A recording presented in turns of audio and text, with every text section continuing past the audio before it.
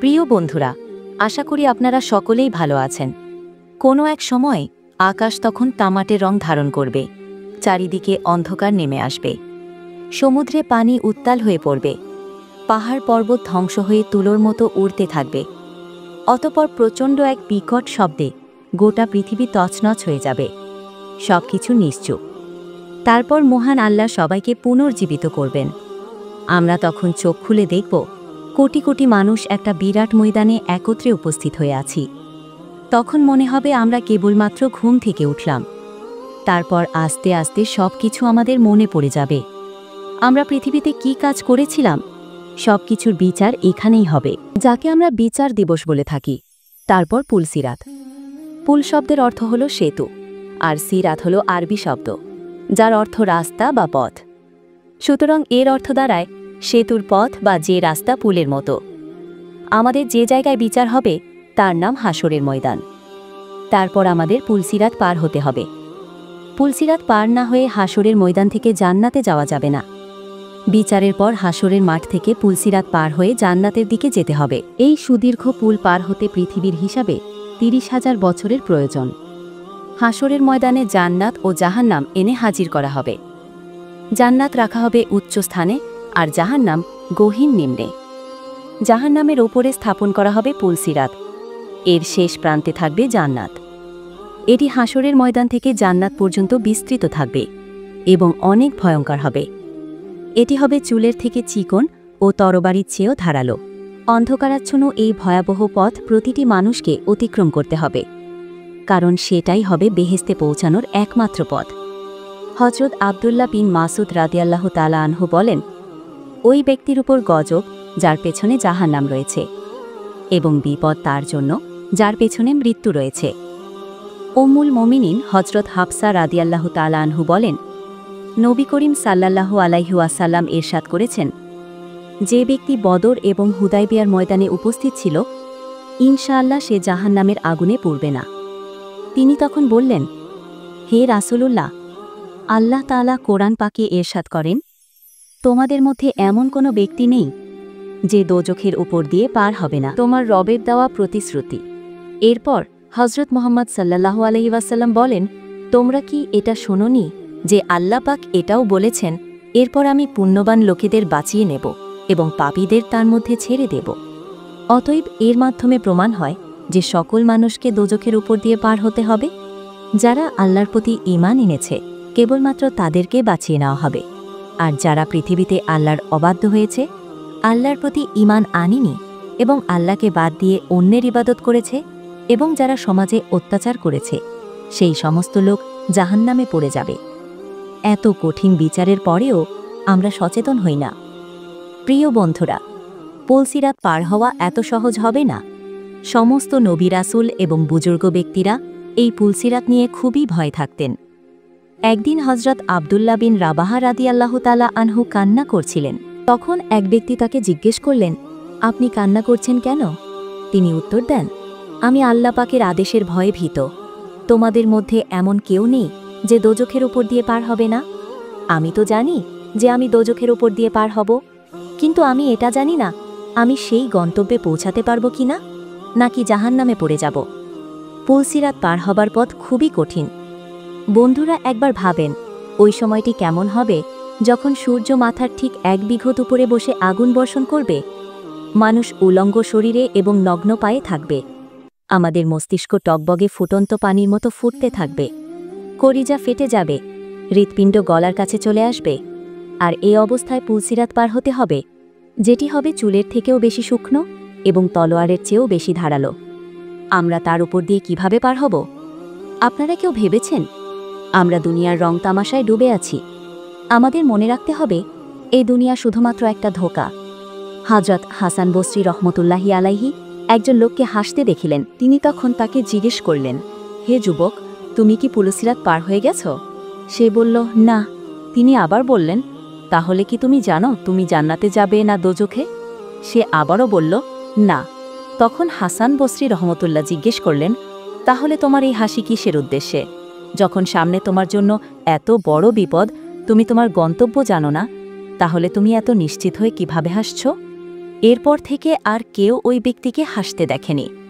পবিত্র কোরআন ও হাদিসের কোথাও সরাসরি পুলসিরাত শব্দটি ব্যবহৃত হয়নি, বরং বিভিন্ন জায়গায় শুধু সিরত শব্দটি ব্যবহৃত হয়েছে।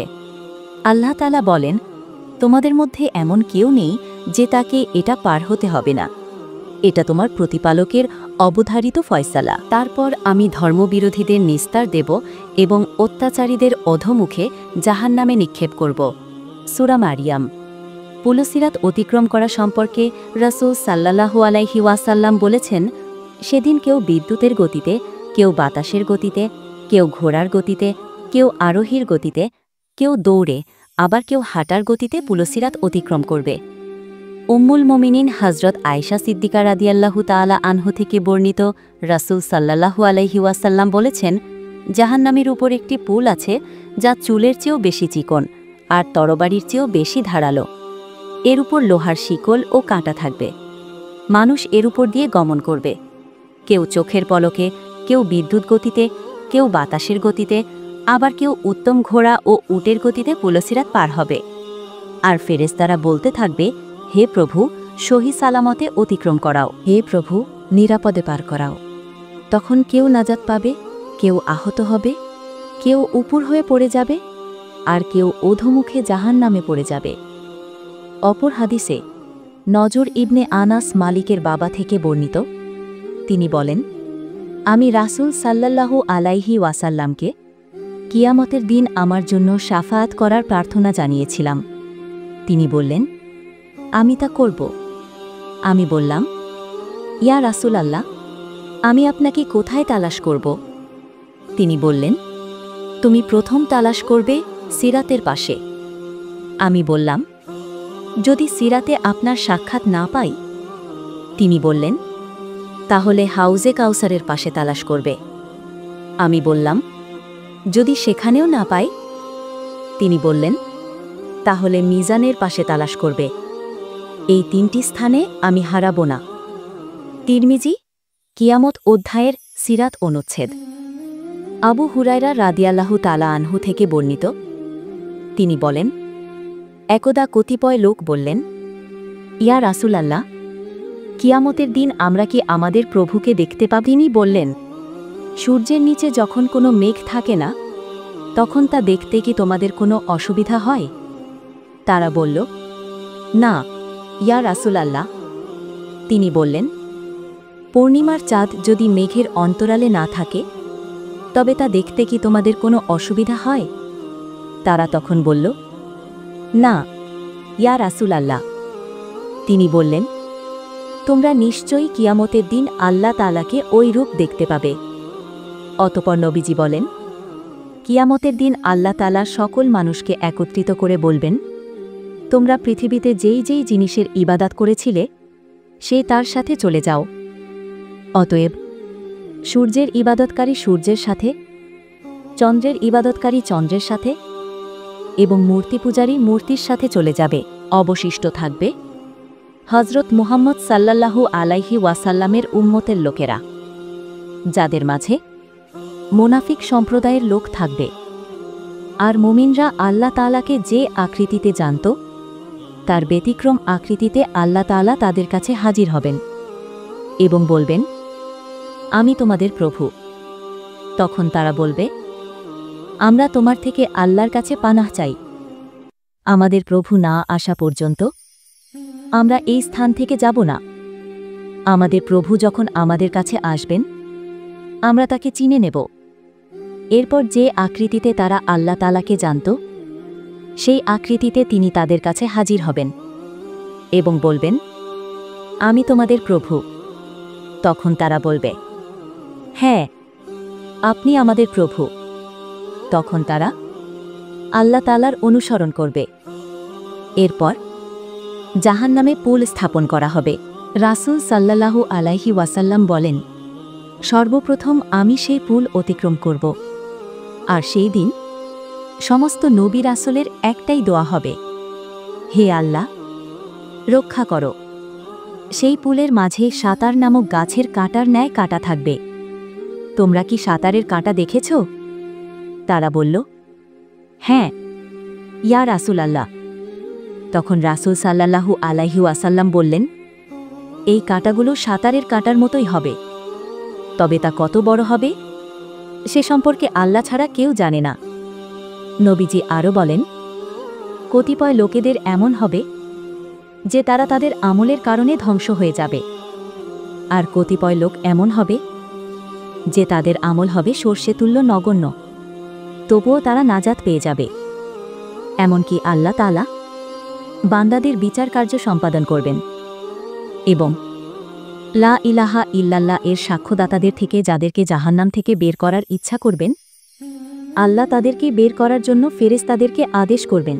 সেজদার চিহ্ন দেখে ফেরেশতারা তাদেরকে চিনতে পারবে, আর আল্লাহ তাআলা বনি আদমের ওই সেজদার স্থানগুলোকে জাহান্নামের জন্য হারাম করে দিয়েছেন।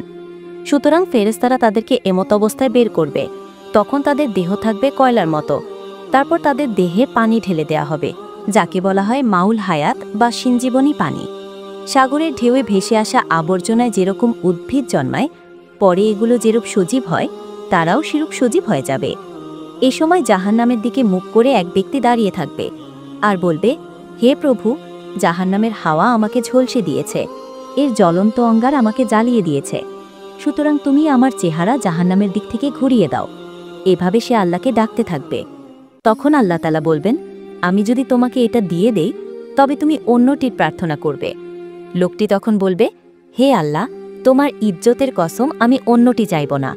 অতঃপর তার চেহারাটা জাহান্নামের দিক থেকে ফিরিয়ে দেওয়া হবে। এরপর সে বলবে, হে প্রভু, তুমি আমাকে জাহান্নামের দরজার নিকটবর্তী করে দাও।